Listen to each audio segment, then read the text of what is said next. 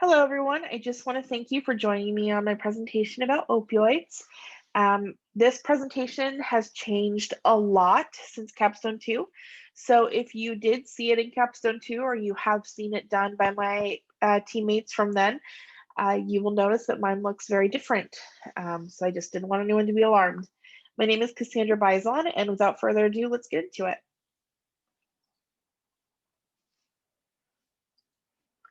Some key points we're going to cover are what opioids are, and we're going to take a look at some national statistics in comparison to statewide statistics of Arizona specifically. We're going to take a look at some action plans from the past and what we're doing presently, and then we're going to look ahead and see what we can do to improve those numbers. We're going to talk about some limitations that prevent us from being as successful as other states, and then we're going to conclude and review and take a look at my references. Opioids, as we all know, are a very extremely addictive substance. They can be naturally derived from the opium plant. So those little poppy flowers, poppy seeds are from the same type of family. We have man-made synthetic opioids that are specifically made for medical purposes, can only be obtained with a prescription. And then we have fully synthetic opioids. So those are made in a lab with the full intent to sell on the streets and make money. As you know, they're very addictive. This is not new information I'm giving you, and many people are affected by this. So much so that the Human Health Services Department from the government have taken it upon themselves to research and track opioid related instances and incidences. For example, we have over 130 people in 2018 that died every day from an opioid related drug overdose.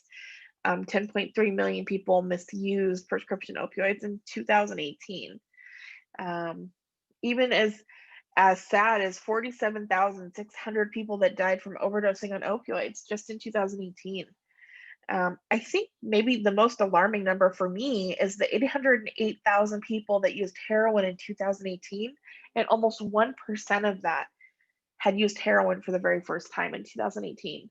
So, of those 800,000 people that used heroin, 1% of them were doing it for the very first time. And that just says to me that addiction is alive and well in the country. And I think that was kind of the goal of my whole policy brief and my whole interest in addiction is we cannot prevent addiction from happening to our country. Here are the numbers. Here is the proof. Addiction is happening in our country. How can we help those that are addicted until they're ready to get sober? A good start, of course, is with naloxone or Narcan, as you may have heard it being referred to as. Narcan has a fully long-standing, anyone can go to the pharmacy and get one.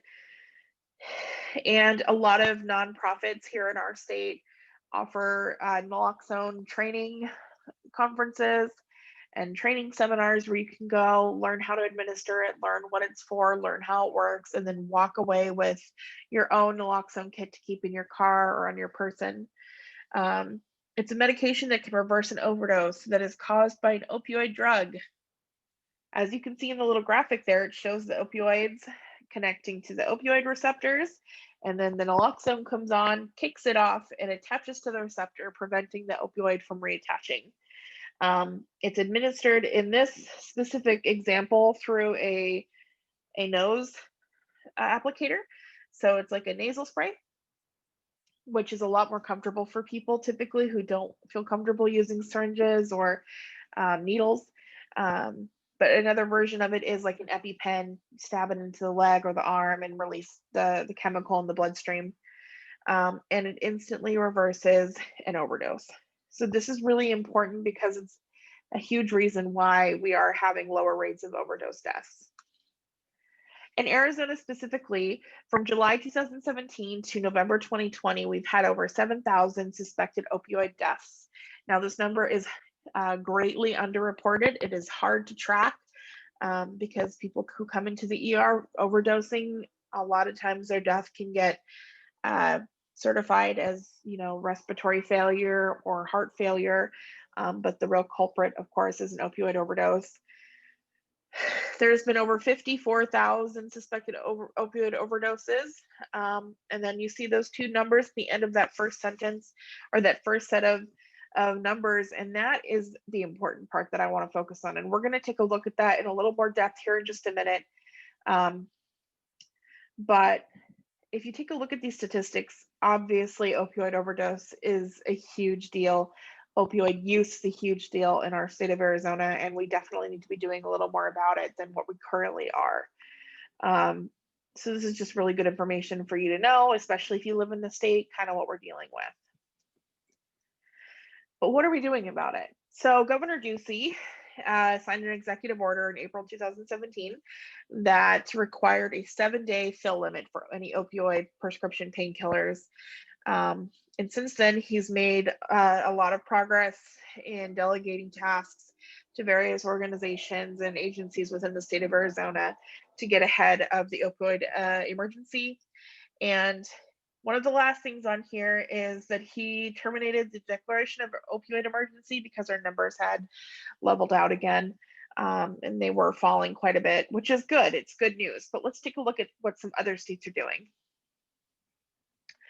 Because going forward, I think Arizona really needs to move in a more harm reduction model. Other states are well on their way to harm reduction models.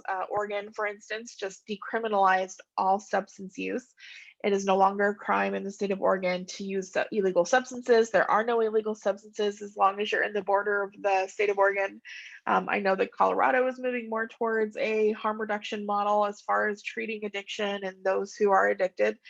And I think that this is the answer for Arizona as well. I think we're already on board with using Narcan to reverse and prevent opioid deaths from overdosing. So let's take a look at how those numbers came out.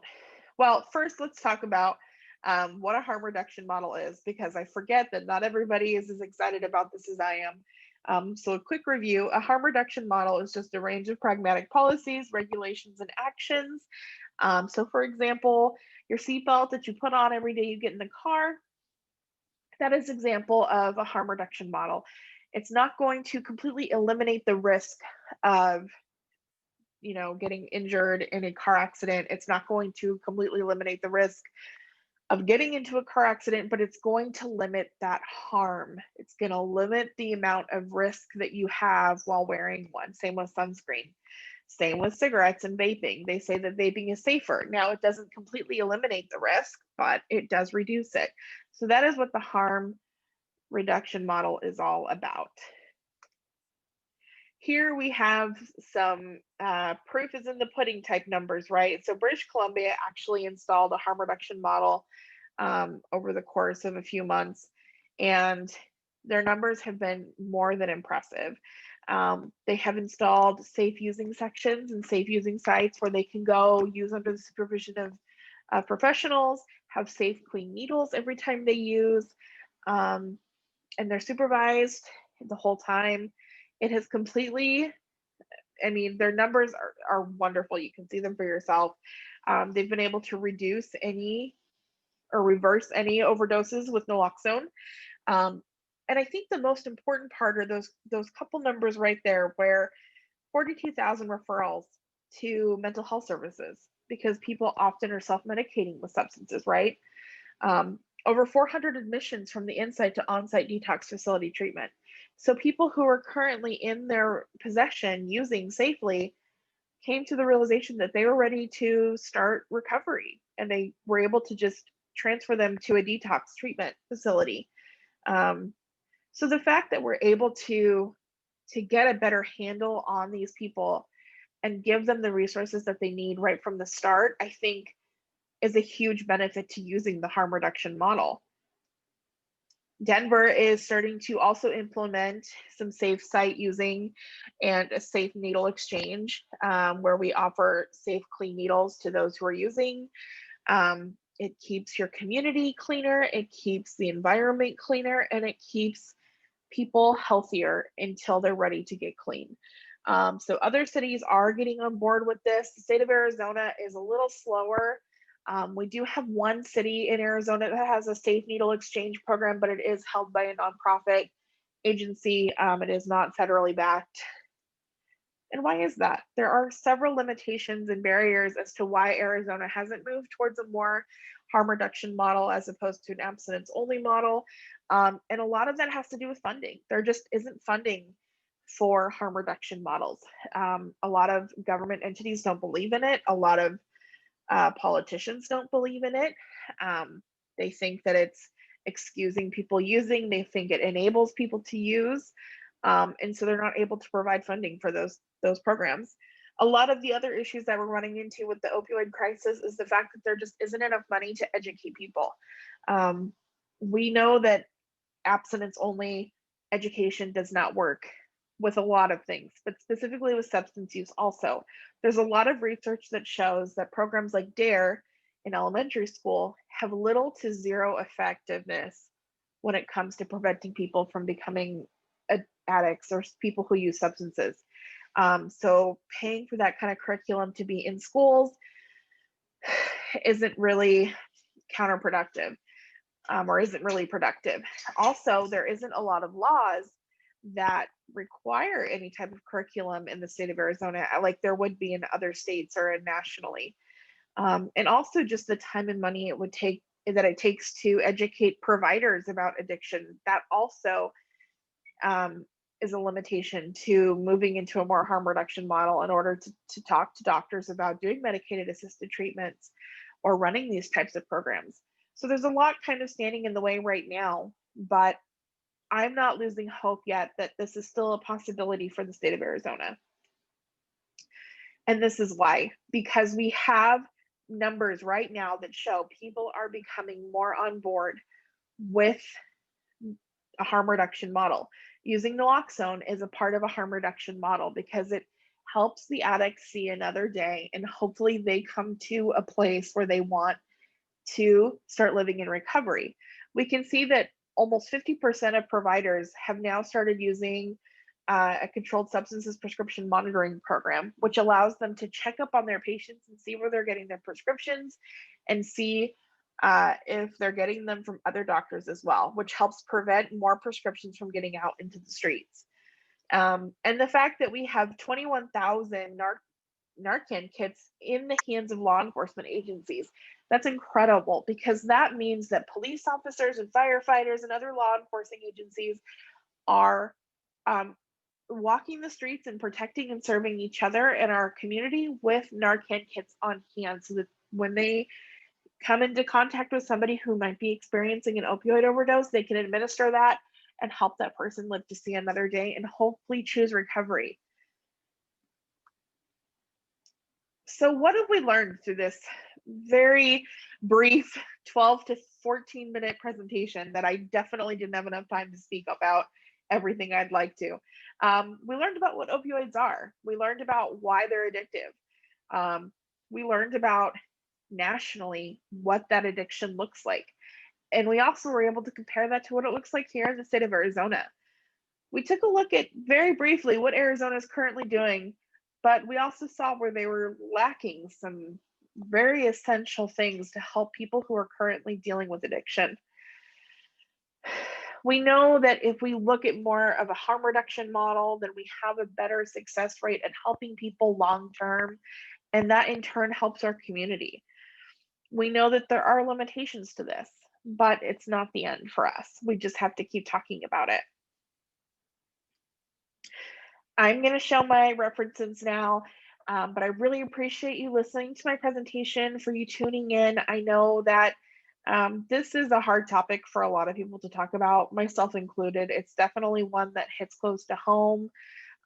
My sister passed away from a heroin overdose at the age of 21 in 2016, and I feel like I have not stopped talking about opioid use ever since. It's just something that I think needs help. I think these people need help. I think that they need another chance to choose recovery. I mean, I know that my sister eventually would have gotten there. So talking about this is really important. Raising awareness is really important, and helping people understand that addicts are still people, whether they are using or not, is always my main goal.